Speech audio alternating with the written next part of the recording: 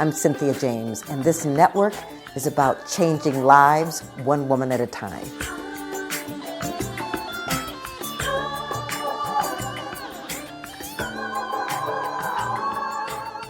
Hello and welcome to Women Awakening. I'm your host, Cynthia James. You know, I get to be with you every week and introduce you to powerful women who are change makers and game changers, women who stand up and dare to be seen. And they show us what's possible when we claim our freedom and our power. So I do this every week. We're on Spotify, iTunes, iHeart, Spreaker, Amazon, YouTube. Subscribe and come back every week and be inspired. So I have today a guest, a woman. Okay, I'm just going to say I love her. Her name is Akuyoe Grahama. She's a performing artist, an Agape licensed practitioner, and a spiritual counselor. She was born in Ghana, West Africa. She is the founder of the arts organization Spirit Awakening Foundation, and it was named after her critically acclaimed one-woman show, Spirit Awakening. As the foundation's CEO, she oversees the implementation of her innovative arts programs in over 12 schools and also juvenile facilities for incarcerated children. Oh, and by the way, she's an award-winning actor. She's done a lot of films and a lot of television and commercials. She's also a frequent TEDx speaker, both locally and internationally. She's won a lot of awards: Los Angeles Women's Theater Integrity Award, Black Women's Lawyer Association Inspiration Spirit Award. And then in 2018, Walden Award Honorees alongside her teacher and mentor, Reverend Dr. Michael Beckwith. Oh, and by the way, Oprah Winfrey. She loves God and I love her. Welcome, Akuyoe. Oh, thank you. Wow, Cynthia, that was just the most beautiful opening. I love you too. And I'm a huge fan of yours, your wisdom, your insights, your beauty, your luminosity, your voice. And I just want to thank you for your presence in the world and for doing the work you're doing and for being who you are. Thank you. Oh, that is so lovely. Thanks so much. Well, so you're born in Ghana. Mm-hmm. Tell me about your childhood. Oh my goodness. I was in Ghana for just 6 years before moving to England. My mother took me to England when I was 6 years old. Actually, I met her. She left. My grandparents, her parents wouldn't let her take me. They were like, "You never been before? Our first grandchild, no, you are not taking her with you. So once you get settled and you have a job and you're going to stay, then maybe we'll send her to you." So later on, about 2 or 3 years later, I joined my mother. I was 6 years old at the time. So Ghana, my memories of growing up in Ghana actually I don't really remember much, to tell you the truth, because I was so little. What I do remember of my childhood was growing up in London after leaving Ghana, and just the shock to my system because it was so different. And it was really challenging. I cannot tell a lie. Growing up in England back then, this was many years ago, and my mother was a divorcee, a single mother, single parent, woman, African, Black in England. I want to say, Meghan Markle, you think you had it rough?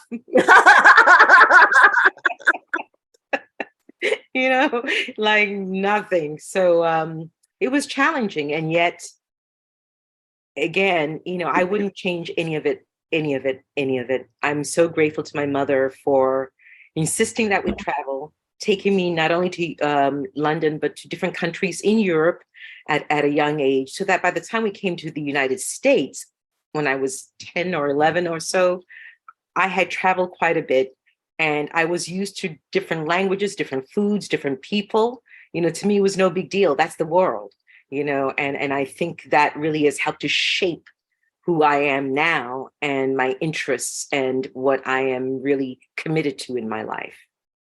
Well, what's so interesting about that is that I really believe if we traveled more, if we connected more, if we entered more cultures, the big divides that we're experiencing around the world would not be so evident, because we would be connecting to one another and seeing that we're all the same.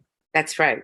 That's exactly right. I totally believe that too. And in fact, a lot of the young people I work with, we encourage them to travel. And because of that, a lot of times we take them traveling. We established an international service trip so that they would go beyond the parameters of the United States and see the world, and see this big, beautiful planet that we have been entrusted with.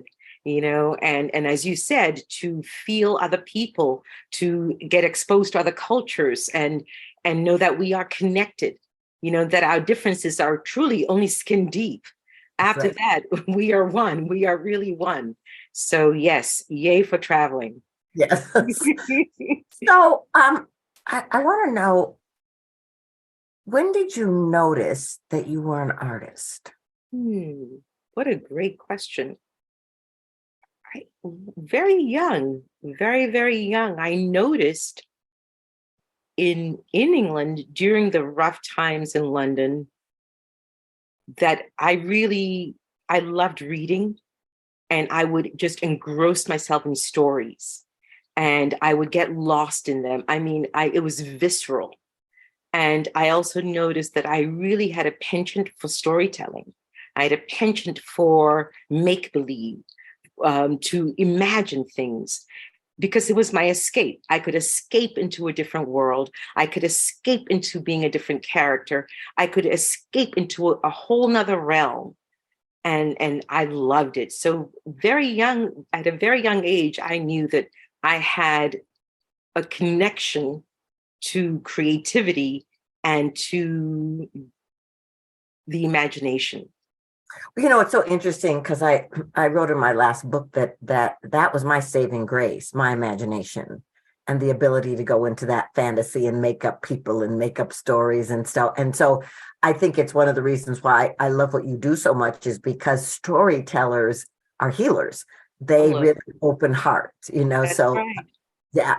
So I want to know, I really want to talk a little bit about your acting career. Because I've been an actress and I know it's not for the faint of heart. So, Oh, what called you to acting, and how has it been staying in that field? that's another great question. What called me to acting? I remember at an audition, again, this was in New York, when I was actually auditioning for NYU, which I got into, and the director asked me, why do you want to act? And I said, I want to move the world. I want to really be, and I hadn't even started Agape then, Cynthia. I just said, I want to move the world. I want to be a force and a presence for good. And I want to inspire. Those were the words that came out of my mouth. That's what I wanted to do. And so, and there's nothing wrong. I just want to say, for me, it was never about being a star or any of those things. And I don't think there's anything wrong with that at all. I just have to recognize that was never really my track. I wanted to move the world. I want to heal. I want to inspire. I want to tell stories. And so that has always kept me faithful in that respect, that single eye focus. Now, having said that, once I wrote my one woman play, and when I came to LA from New York, I was walking down the street and someone saw me and told me about an audition and took me there. And I got into a play, and I worked with Juanita Jennings and Akoso Buzia from Color Purple and all these wonderful people, and met a lot of people. Everybody came to see that play at that time, Denzel Washington, Stevie Wonder. And I started working. I did a lot of TV movies and commercials. And I remember going home and thinking, is this it? I'm like, Spirit. And again, I hadn't started Agape yet, but I was like, so what? I'm just going to become famous, make a lot of money? Are you kidding me? Give me something else. Those were the words out of my mouth, and so, and that was shortly after that I started volunteering in the prison system. What has kept me is that I tend to go very intuitively. And so once I did all those movies and TV shows and commercials, I took a break, and place my attention on the prison work and bringing stories into the prisons for the young people there. And I thought, this is a way for me to use my acting abilities in a meaningful way for me.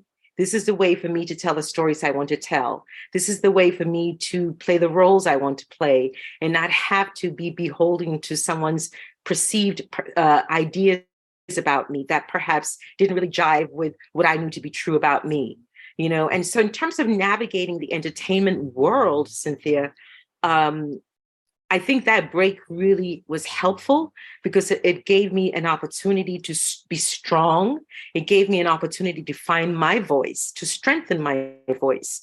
And it gave me an opportunity to know that I didn't have to do anything that I didn't want to, that I could be true to who I was, that I didn't have to go and change myself, to fit in a way that was out of integrity for me.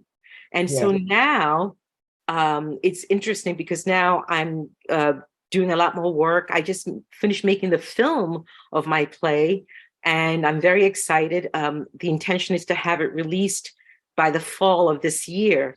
And I feel like now I'm in the industry as a woman of worth because it's on my terms, with my values. And I'm really happy about that because without that, I think I would have been it would not have been a good experience for me. I'd love to know your, because I know I've seen you so much and you started at the top, you started a star, on Star Search and all the amazing things you've done. How has been an entertainment industry been for you? You know what? It was a gift and I felt like my creative part got to express a lot of different characters, a lot of different ways. I did my one-woman show in prisons too, and I worked with women, and it was great. But it got to a place for me, and not that I chose it, because the universe kind of stepped in and said, "Okay, stop, because you're going to go over here and do this." But it got to a place where I didn't feel like the roles I was being asked to do were in alignment with who I valued. I just finished reading Cicely Tyson's book and how she turned down so many things because it wasn't in alignment with her. So I feel like the entertainment industry, artistry, is a healing salve. When you look through history, artists have been the healers on a lot of levels. But I also think the business can carry a lot of weight and a lot of pressure. And so for me, it was like, I'm grateful and honored that I got to do all kinds of things. And my calling now, very similar to yours, is like, what difference can I make in the world? How do I bring my voice to the world to help other people? So I love that you knew that so early. And I love that you listened. And by the way, congratulations on doing the movie, of your play. I mean, it's so powerful. I want to know, because you've mentioned Agape, but the feeling tone I get is that throughout your entire life, Spirit was guiding you. Yes. Talk to me about that relationship. Absolutely. I've always been a lover of God, and that I get from my family, my mother. As a child, I witnessed her. I saw what she did. She prayed. She went to church. She sang the praises of God, even though I didn't understand. So I grew up with that. And so throughout my childhood, I always knew that there was something within, something. I may not have had the articulation at that time. However, I knew that there was something divine, within or around or about me. And so when I did finally come to Agape, it was literally coming home to that which I'd known all along, coming home to that which felt right for me. And I thought, yes, this is my spiritual home. And it gave me the support I needed to be out in the world and say, yes, I am a lover of God, unabashedly, unashamedly. I am a lover of God. And I am here to release the impartations of the divine. I am here to listen and to be guided and to give the gifts that I've been bestowed to give, the gifts that I am just really facilitating. They're not my gifts per se. They're just gifts that this incarnation took on. So ever since childhood, I've always had that. And I'm so grateful because that is what led me to Agape. That's what led me to be able to be proximate with a light being like yourself, to meet these extraordinary beings that are amazing, these powerful artists. And I know it's because of that love of the spirit that was within me all through my childhood up until now. Well, that's so beautiful. And for those of you who may not know, the Agape International Spiritual Center is in Los Angeles, and it's a powerhouse place, a spiritual community. AgapeLive.com is how you can find them and see the streaming services and the amazing Michael Beckwith. So I want to know, though, okay, where did this foundation come from? Because you're out here busy. That's so great, because I remember I just done a made-for-TV film, and I went to a meditation. I went to service at Agape in Los Angeles, and as I sat in the back of the sanctuary, I heard literally a voice say Spirit Awakening Foundation. And I love the name. And I, wow, because I'd done the play and I thought, Spirit Awakening Foundation. Okay, sure, cool. And I just said yes. No idea what it meant. I didn't know about philanthropy. Cynthia, I don't even think I was familiar with that word. I didn't know that there was a whole philanthropic world in the world. I didn't know about the juvenile facilities, did not know that it was a whole prison industrial complex. I just said yes to Spirit Awakening Foundation. And with that yes, literally I was guided where to go, who to talk to. I would meet people. Someone would call me up and say, I want to introduce you to someone. Oh, he happens to be a philanthropist. I would introduce you to this person. And so when I said yes to the foundation, my early beginnings of the foundation work was so grace-filled. My board of directors were made up of individuals with enormous resources, financial resources. So fundraising would be a phone call. I would pick up the phone. I didn't have a cell phone at the time. And within 5-10 minutes, I might have raised $50,000 to $100,000 just from phone calls. And so I thought, wow, well, this is great, Spirit. Yeah, I'm going to keep doing this because and that's the way of a spirit. It's like, okay, let's just ease her in very gracefully, very easily. She'll get to the challenges later. But right now, let's just make sure we reel her in, But, the work just was so compelling for me. I mean, I turned down auditions. I wouldn't go to auditions. I made a lot of agents very angry, because I would have a presentation at a school and they'd call me, you got to go to this audition. You have a callback. And I remember one time, this one producer was so upset with me. They called me that morning and I had a presentation for a school. And honestly, Cynthia, I took a moment and I thought, I'm supposed to present to an entire assembly. If I don't go, those kids, and do I disappoint the school? And we all know it's a lot to get things done in a school. And I just called them back and I said, you're not shooting today or tomorrow. You can see me another time. I have to go to do this assembly.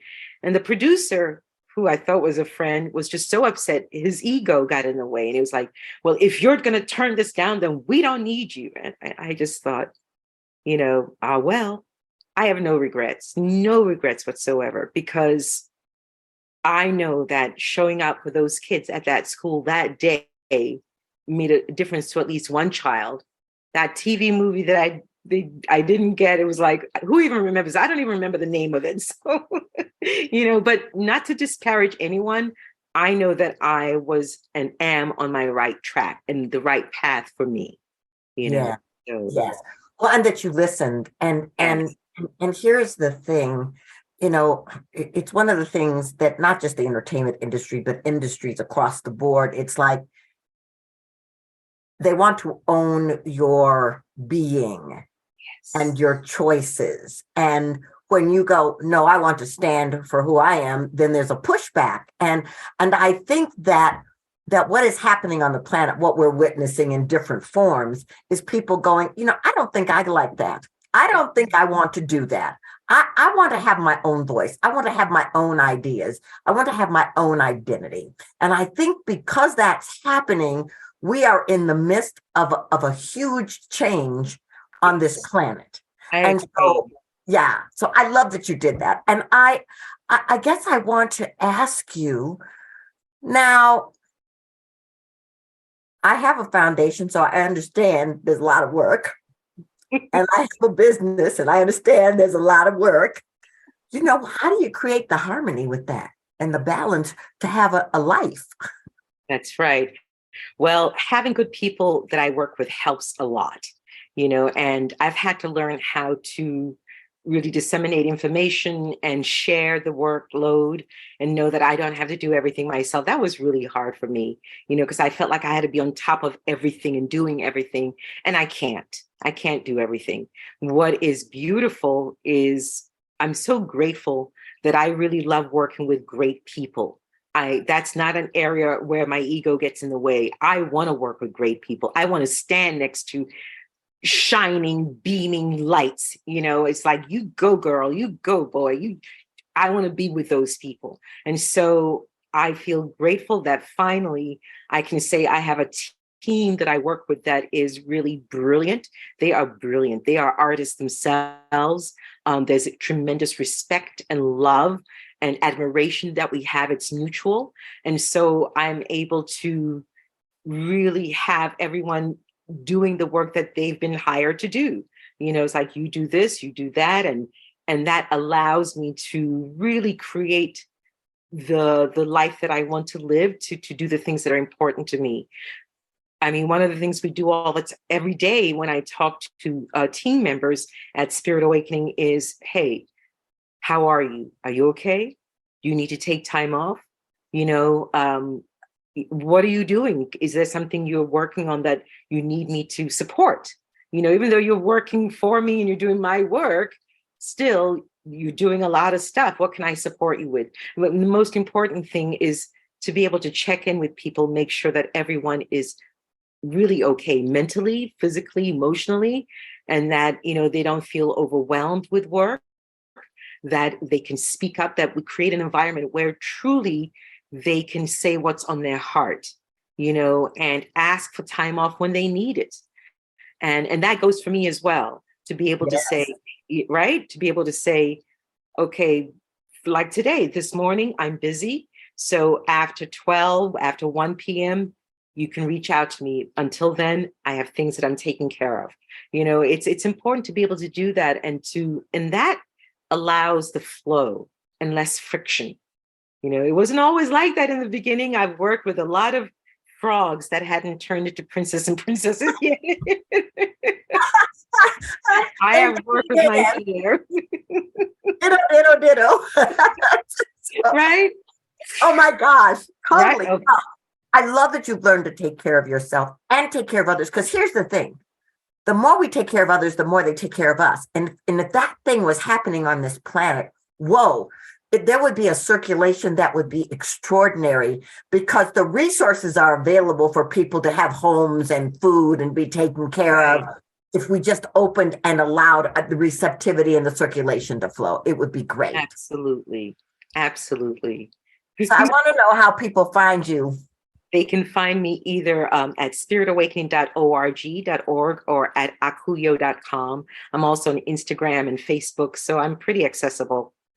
And I hope they will check me out. I have workshops coming up too. So can I tell I have one coming up this year, 2023, January 14th, which is virtual. And if you're in the LA area, I have one on the 21st, which is in person. So you can find out more information on the websites. And by the way, ladies, look at her skin.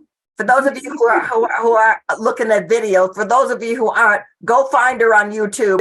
I mean, she's not aging. She looks exactly the same, beautiful skin, and as well as being brilliant. So this makes me so happy to be with you. So I guess I want to end with the same question I ask every guest. This show is called Women Awakening. What do you think is the one thing, the one important thing about women awakening on the planet at this moment? Ooh, I think that